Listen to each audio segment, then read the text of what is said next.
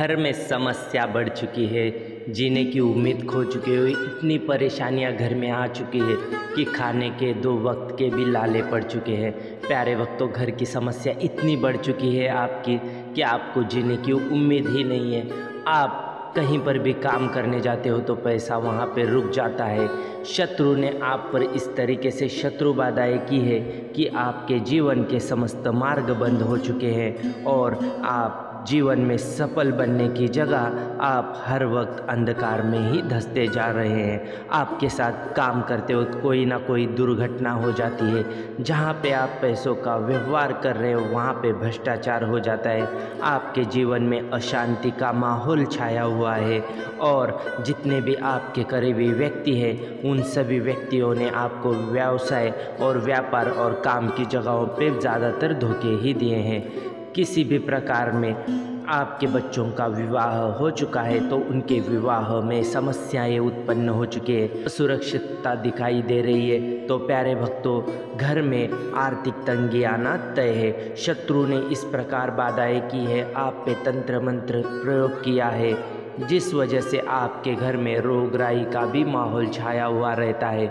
और आपके घर में आप कहीं पर भी देखोगे तो आपको हर जगह पे देखने के बाद नेगेटिविटी का ही फील होता है। तो प्यारे भक्तों, आप डिप्रेशन में मत जाइएगा। आज हम आपको एक ऐसा अद्भुत और दिव्य मंत्र बताने जा रहे हैं। इस मंत्र का उच्चारण रविवार के दिन बड़े ही श्रद्धा पूर्वक भाव से यदि आप करते हैं तो प्यारे भक्तों, सूर्य देव की पूजा करने से रविवार के दिन बहुत ही जल्द लाभ प्राप्त होता है। प्यारे भक्तों, रविवार के दिन सूर्य देव महाराज को जल अर्पण करने से सुबह के वक्त आपकी हर एक शत्रु बाधा उस जल के साथ समाप्त हो जाती है। जैसे जैसे आप सूर्य देव मंत्र जाप करते या सुनते समय सूर्य देव के समक्ष या सूर्य देव की प्रतिमा के समक्ष जल अर्पण करते हैं तो आप देखोगे कि आपके जीवन की समस्याएं दूर होंगी। घर में अशांति, तंत्र मंत्र क्रिया का प्रयोग तो होता ही रहता है। शत्रु इतने चालाक है कि उन्होंने आपको बिना पता चले ही आपके भोजन से कुछ ऐसे पदार्थ आपको खिला दिए हैं जिस वजह से आपके जीवन में समस्या आ चुकी है।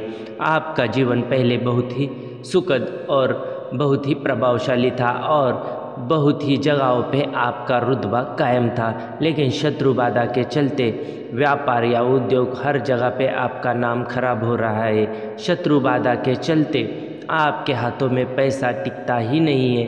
ओम सहस्त्रचक्राय विद्महे सहस्त्रकिरणाय धीमहि तन्नो सूर्य प्रचोदयात्। ओम सहस्त्रचक्राय विद्महे सहस्त्रकिरणाय धीमहि तन्नो सूर्य प्रचोदयात्। ओम सहस्त्रचक्राय विद्महे सहस्त्रकिरणाय धीमहि तन्नो सूर्य प्रचोदयात्। ओम सहस्त्रचक्राय विद्महे सहस्त्रकिरणाय धीमहि तन्नो सूर्य प्रचोदयात्। ओम सहस्त्रचक्राय विद्महे सहस्त्रकिरणाय धीमहि तन्नो सूर्य प्रचोदयात्। ओम सहस्त्रचक्राय विद्महे सहस्त्रकिरणाय धीमहि तन्नो सूर्य प्रचोदयात्। ओम सहस्त्रचक्राय विद्महे सहस्त्रकिरणाय धीमहि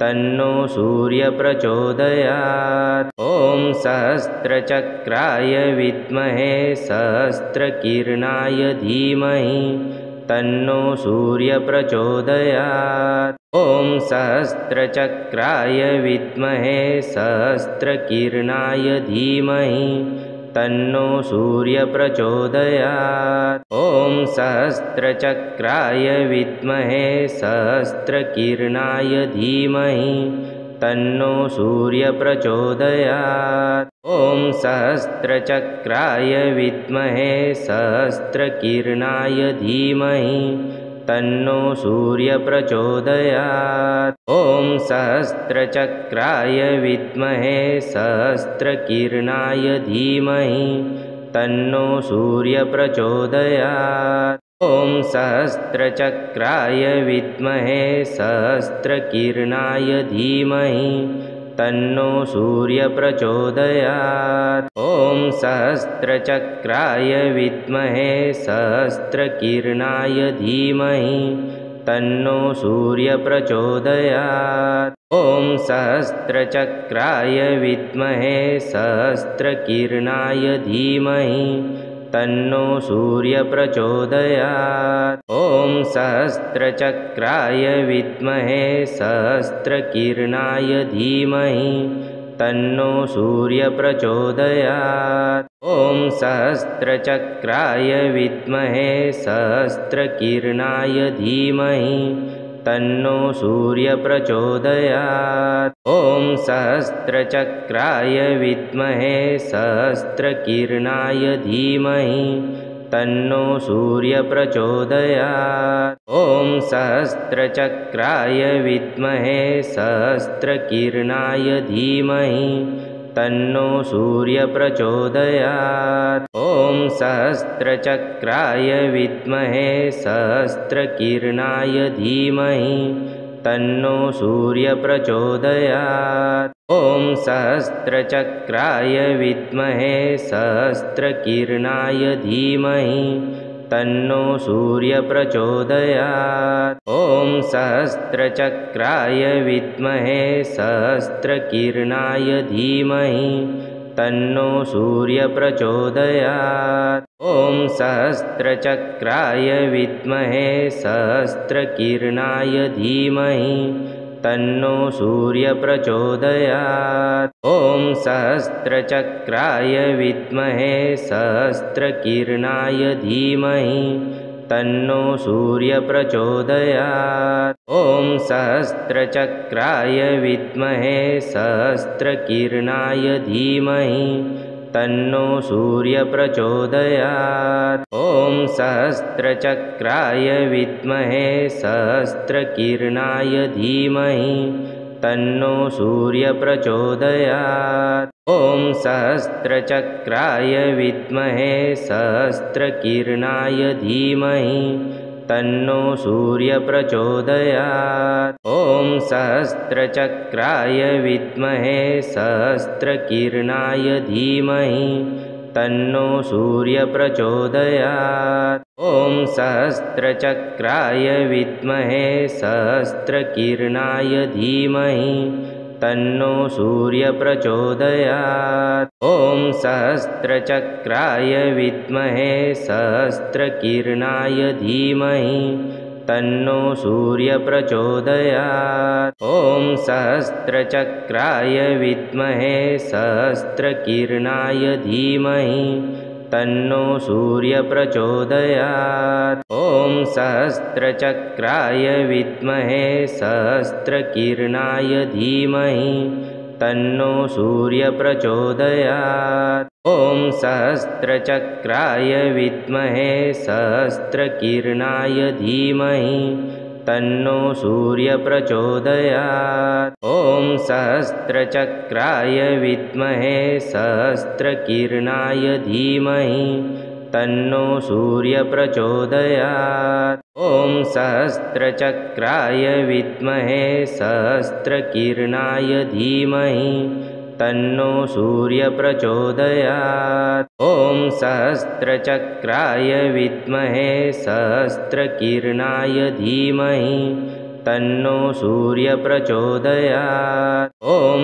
सहस्रचक्राय विद्महे सहस्रकिरणाय धीमहि तन्नो सूर्यः प्रचोदयात्। ॐ सहस्रचक्राय विद्महे सहस्रकिरणाय धीमहि तन्नो सूर्यः प्रचोदयात्। ॐ सहस्रचक्राय विद्महे सहस्रकिरणाय धीमहि तन्नो सूर्यः प्रचोदयात्। ॐ सहस्रचक्राय विद्महे सहस्रकिरणाय धीमहि तन्नो सूर्यः प्रचोदयात्। ॐ सहस्रचक्राय विद्महे सहस्रकिरणाय धीमहि तन्नो सूर्यप्रचोदयात्। ॐ सहस्रचक्राय विद्महे सहस्रकिरणाय धीमहि तन्नो सूर्यप्रचोदयात्। ॐ सहस्रचक्राय विद्महे सहस्रकिरणाय धीमहि तन्नो सूर्यप्रचोदयात्।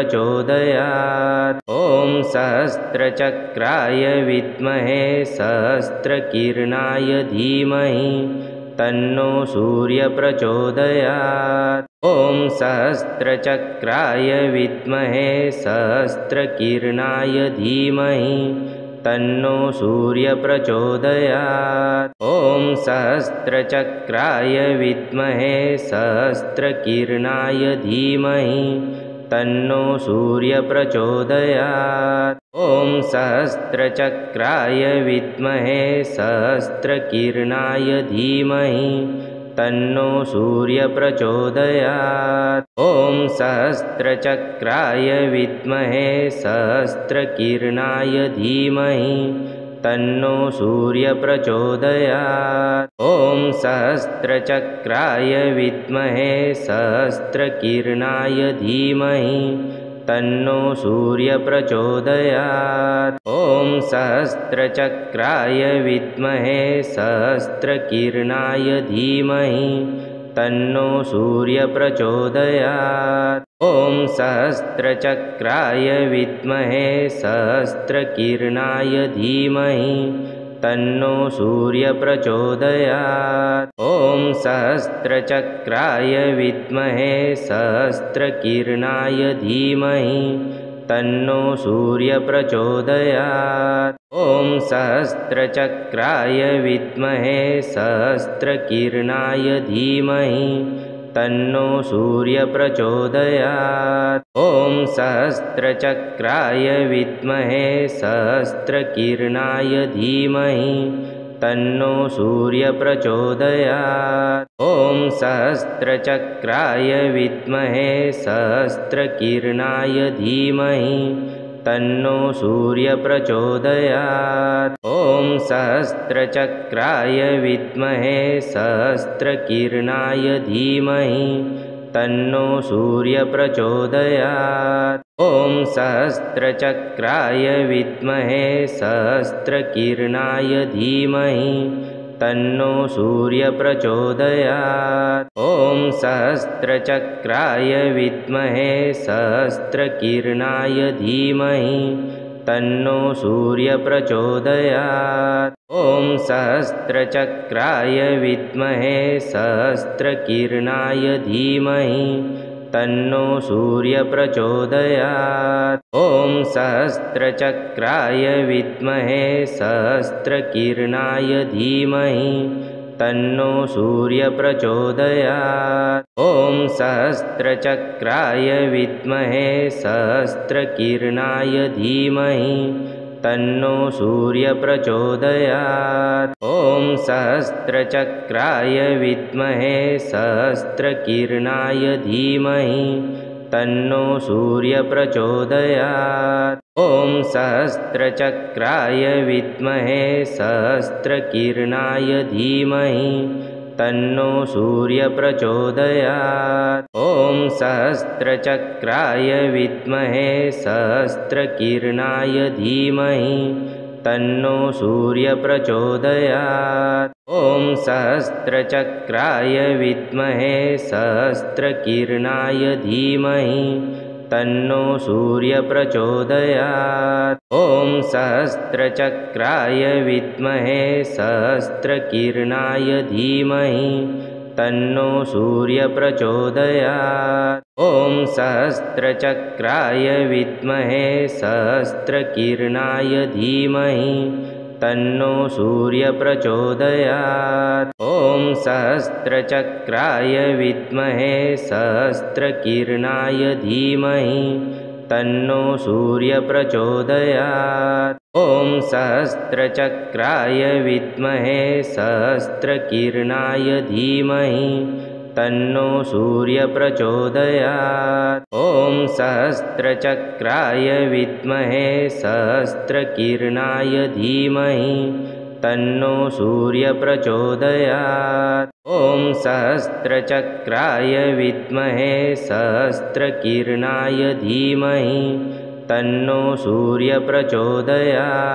ॐ सहस्रचक्राय विद्महे सहस्रकिरणाय धीमहि तन्नो सूर्यप्रचोदयात्।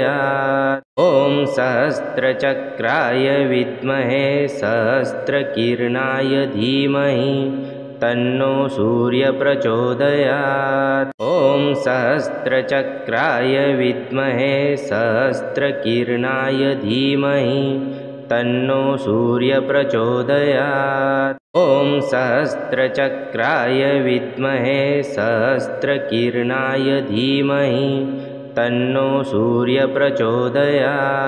ॐ सहस्रचक्राय विद्महे सहस्रकिरणाय धीमहि तन्नो सूर्यप्रचोदयात्। ॐ सहस्रचक्राय विद्महे सहस्रकिरणाय धीमहि तन्नो सूर्यप्रचोदयात्। ॐ सहस्रचक्राय विद्महे सहस्रकिरणाय धीमहि तन्नो सूर्यप्रचोदयात्। ॐ सहस्रचक्राय विद्महे सहस्रकिरणाय धीमहि तन्नो सूर्यप्रचोदयात्। ॐ सहस्रचक्राय विद्महे सहस्रकिरणाय धीमहि तन्नो सूर्यप्रचोदयात्। ॐ सहस्रचक्राय विद्महे सहस्रकिरणाय धीमहि तन्नो सूर्यप्रचोदयात्। ॐ सहस्रचक्राय विद्महे सहस्रकिरणाय धीमहि तन्नो सूर्यप्रचोदयात्। ॐ सहस्रचक्राय विद्महे सहस्रकिरणाय धीमहि तन्नो सूर्यप्रचोदयात्। ॐ सहस्रचक्राय विद्महे सहस्रकिरणाय धीमहि तन्नो सूर्यप्रचोदयात्। ॐ सहस्रचक्राय विद्महे सहस्रकिरणाय धीमहि तन्नो सूर्यप्रचोदयात्। ॐ सहस्रचक्राय विद्महे सहस्रकिरणाय धीमहि तन्नो सूर्यप्रचोदयात्। ॐ सहस्रचक्राय विद्महे सहस्रकिरणाय धीमहि तन्नो सूर्यप्रचोदयात्। ॐ सहस्रचक्राय विद्महे सहस्रकिरणाय धीमहि तन्नो सूर्यप्रचोदयात्। ॐ सहस्रचक्राय विद्महे सहस्रकिरणाय धीमहि तन्नो सूर्यप्रचोदयात्। ॐ सहस्रचक्राय विद्महे सहस्रकिरणाय धीमहि तन्नो सूर्यप्रचोदयात्।